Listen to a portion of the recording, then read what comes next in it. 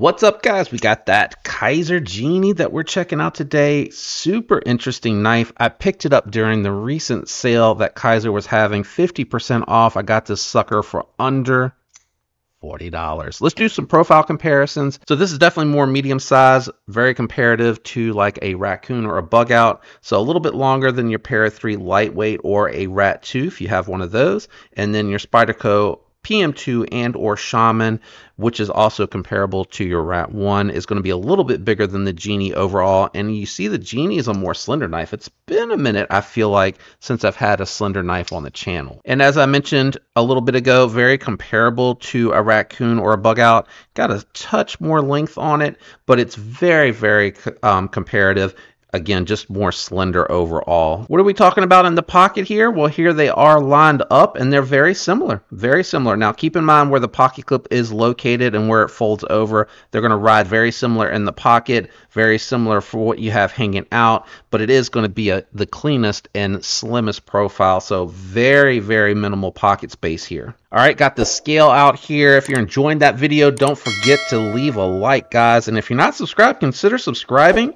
Does help the channel, and I appreciate the support. So coming in at 2.3 ounces, so very slender, good profile overall on the knife for carry, lightweight as well. So this is shaping up to be a really nice gents knife. Let's go ahead and check it out in the garage for a little bit of cutting. Okay, guys, in the garage with the Genie. Now this one here is a nice gents knife, not a super thin geometry, pretty robust, and it's a shallow flat grind, so I am kind of curious how it's going to go through some of these tests, but let's just see factory edge.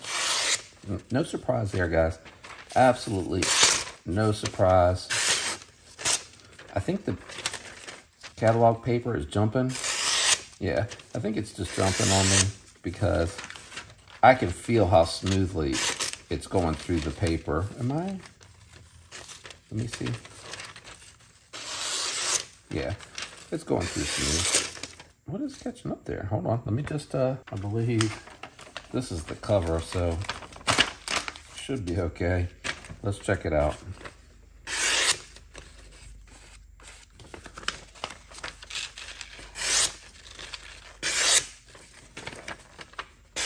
All right, I guess it's okay. Let's go ahead and proceed. All right, we first got the zip tie here, so we're just gonna check the bite on the blade out. I did strop it. Apparently, while I was using it, I hit something. So, feels good to me. This is where I expect to see a little bit of the thickness shine through. So, I'm going to do my best to get a good angle here.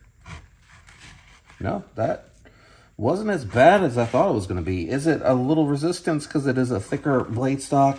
And it is going, well, not blade stock, but gets thick fast. Yeah, I am feeling it, but I am able to muscle through it. The nested liners feel like they're plenty strong and that they can handle that. And it cut through pretty much all of that with no issues whatsoever. Let's go ahead and do our favorite. We'll do a little bit of cardboard testing. We do have some adhesive here, so keep that in mind. Actually, it's not that bad. It's honestly moving through there pretty well, even though it does feel like it has that shallow flat ground on it. So not bad at all. Let's do a couple more passes. That way we can really see if we feel any resistance on the paper. And then it does have a nice acute tip. I can feel that. Yeah, it's kicking that cardboard out. No issues whatsoever with that. Very easy to control. Detailed cuts. Yeah, very sharp. Very acute. Cardboard is just flying off of there. So as you can see there, guys, while I was cutting, something did chip up a little bit around the edge. I have a feeling it was probably when I was doing the zip ties. It may have been just, I got it just perfect, but I did go ahead and finish stropping it up, and it is nice and slicey now. And my boy Pretty Fly told me try to lay back the edge a little bit on this one. Doesn't feel like it has a super thin geometry to it, but it's not really thick, so I might try to do that a little bit later. I just wanted to lock it up and give it a secure lockup. We got nested liners. We're looking at about 40% lockup here, so we're going to go ahead and simulate an accidental spine whack. All right, passed with flying colors. Let's do it one more time.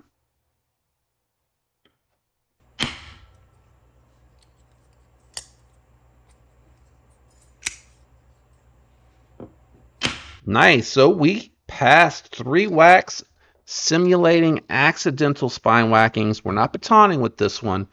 Definitely not going to baton with a gent's knife, but there's, questions around what happens when you're not paying attention and you're like, bam, and you whack it. You're not going to be like, oh no, oh no, oh no, oh no, oh no, oh no. You're not going to do that. That's not real.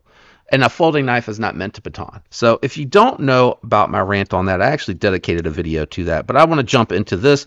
Don't want to get distracted with that, guys, because I really do like this a lot. Kizer does some phenomenal, fantastic, amazing micarta. Feels like old worn denim jeans, guys. Just nice, soft, grippy, really warm, comforting into the hand. Just melts right into the hand. This is a very neutral handle shape, so it's going to be very comfortable. They did a nice job here of cutting further into the show side scale here so that you can access that lock bar. And they left plenty of scale here so that when you're holding onto the knife, none of the jimping on that lock bar is digging into the index finger.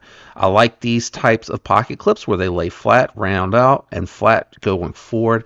Keeps everything very comfortable in the hand. As far as how that pocket clip works, it's really good. Kizer's got one of the better pocket clips. Kizer and Civivi SimCut for the budget brands. Pocket clips go in and out of the pocket. Really nice, guys. Really good retention there. And that's with it double folded. It's just as good on the single for the thinner materials as well. So that's a great pocket clip. Unfortunately, they decided not to make this one reversible. I'm not really sure I follow that one. I know that they're trying to make this very gentlemanly-esque. But I don't know that a couple of really small holes right here for a pocket clip that lays on top of the scale couldn't have had that on the other side, especially because you can really enjoy the left-handed action on this one. It is really good. That is a strong detent. I slip off a little bit because I do have the longer fingers, and it's a little bit harder to get into that cut on this side because of the fact that you got more relief over here. For example, you see I can thumb flick it over here, but I can't get my big thumb down into that little hole to flip it out. But I would have thought, oh, okay, there you go. Maybe I was just in a bad spot.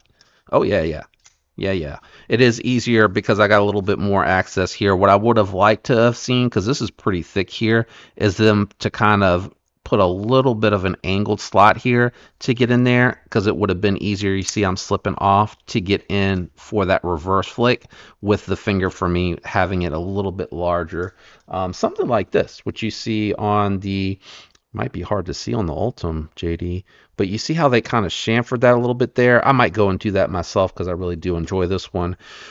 The jimping on here is tight and aggressive, and I have not missed, because I was going to say take that jimping all the way around, but because it does have that tight jimping and it does stick up so much higher over the pivot, I have not had any issues with missing it whatsoever. I do on occasion, as you see there, miss that opening hole. I think that's more of access for my larger finger than it is anything to do with that hole.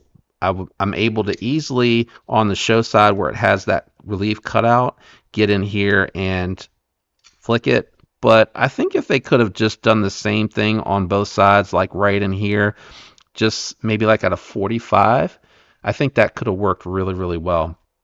Good access to the lock bar. I think I mentioned that.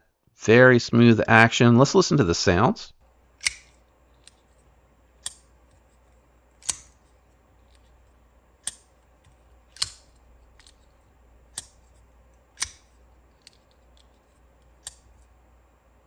There's a little bit of did some oil get on there? I think some oil might have gotten on the lock bar. I had a little bit too much on there when I did the disassembly. Let me try to do it this way. I feel like I need to double down. And I thought I cleaned it off well because every once in a while, since I did the disassembly, I feel a little bit of stick. And that's probably because there's some oil on there. Let me see. Yeah, a little bit of stick. Oh, it's gone. Yeah, it's gone. Huh. Maybe it was, let me see. Going across instead of pushing in seems to cause it. So what I'm noticing is when I'm pushing straighter through, I feel it, but when I'm kind of pushing down and over, I don't feel it. Isn't that weird? You would think the other way around because you're pushing the lock bar across the back of the knife, the spine of the blade. Well, not the spine, but the tail of the blade. But it's really smooth. Man, I need to fix that. I am sliding off there, and now that I know how easy it is to reverse flick left-handed, I want that ability right-handed. Whoop. That detent is good though. It's really well dialed. I wonder if you can hear that.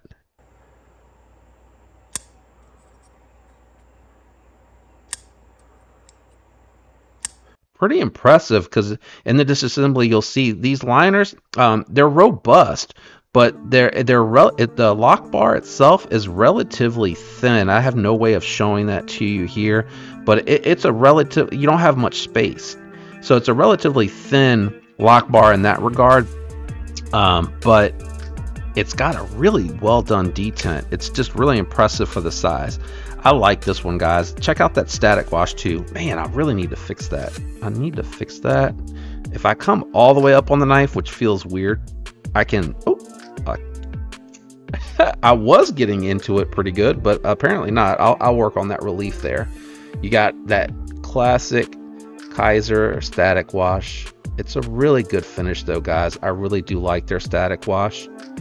It looks really good instead of it just being a regular polish. Very toothy edge too. Very, very toothy. I really am liking this one. You know, I think it was regularly, if I got it for 37, it had to be like 70 bucks, I want to say probably. You know, for the micarta and how that's done, the 154 cm, the action on the ceramic bearings, the build quality, you know, not a lot to dislike here. It's a nice little knife. You're not going to find anything better at the price that I paid for this particular knife. At the $70 price point, there's some other options. You know, if it's not robust enough for you, I would say look at the Militaw, that base model titanium version that White Mountain Knives is offering an exclusive is $129, and if you use code JD for EDC, you get 10% off of that. No commission for me, but it's a nice exclusive with 154 cm that's a little bit more affordable than the regular Militaw, so you know that's a way for you to save a little bit of money. But if you're interested in anything, those are going to be linked down below, and that does help the channel when you use those links. Shout out to everyone out there for watching to this point. It helps the algorithm. If you enjoyed, again, as I mentioned earlier, go ahead and like. If you're not subscribed, what are you waiting for? Join. Shout out to the channel members. A special thank you to you guys. I appreciate that extra level of support that you guys provide to me. I hope everybody has a fantastic week. I'll catch you on the next one. Peace.